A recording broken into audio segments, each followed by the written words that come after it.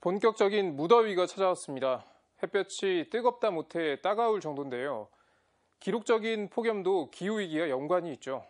올여름은 코로나19까지 겹쳐 더 힘든 시간이 될 전망입니다. 문제는 취약계층이 겪는 고통이 훨씬 더 크다는 겁니다. 폭염 속 에너지 빈곤 실태를 짚어보겠습니다. 선풍기를 아무리 세게 틀어도 돌아오는 건 뜨거운 바람입니다. 창문도 없는 방, 에어컨은커녕 두 발을 뻗을 공간조차 부족합니다. 쪽방촌의 힘겨운 여름나기는 매년 반복되고 있습니다. 당장 끼니를 걱정해야 하는 처지라 전기요금은 최대한 아껴야 합니다. 공공 무더위 쉼터는 코로나19 여파로 운영이 불투명합니다.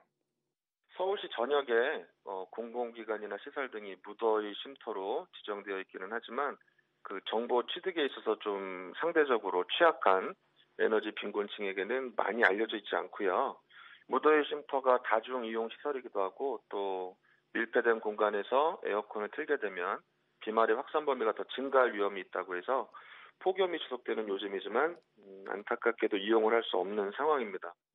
에너지 시민연대가 지난해 실시한 여름철 에너지 빈곤층 실태 조사에 따르면 조사 대상 303가구 가운데 48%가 폭염에 따른 건강 이상을 경험한 것으로 나타났습니다. 더위 때문에 호흡곤란을 겪었다는 응답도 8%나 됐습니다.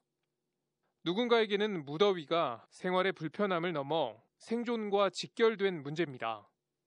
결국 이 모든 것들이 그 사람의 생명과 관련된 것이기 때문이라고 생각을 합니다. 그래서 실제로 유럽 같은 경우도 폭염으로 해마다 많은 수의 사람들이 목숨을 잃는 것과 마찬가지로 우리나라도 예외는 아니기 때문이죠. 단순히 무더위로 힘들어서 사는데 불편한 것이 아니라 죽음의 한 유형으로 변형될 수도 있고 그 위험이 특히나 에너지 빈곤층에게 노출되어 있기 때문에 정부는 에너지 바우처 사업과 전기요금 할인, 에너지 효율성 개선 사업 등 에너지 복지 정책을 추진하고 있지만 사각지대 해소엔 역부족입니다. 조사 결과를 보면 정책 자체를 모르고 있다고 응답한 사람이 88명이었습니다.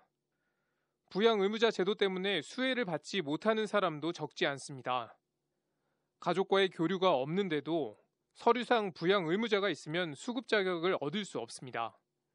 또 결국 우리들에게도 책임이 있는 것 같아요. 우리가 왜 특별히 에너지 빈곤층을 더 유심히 지켜보고 관심을 갖고 그들을 도와줘야 되느냐라고 이야기를 할 때 어찌 보면 그 모든 책임들이 단순히 어떤 기업이나 국가적인 책임으로 치부할 수 있는 것뿐만 아니라 우리 또 부분적인 책임이 있기 때문에 우리가 에너지 빈곤층에 더욱더 관심을 기울여야 하지 않나 하는 그런 생각을 해봅니다.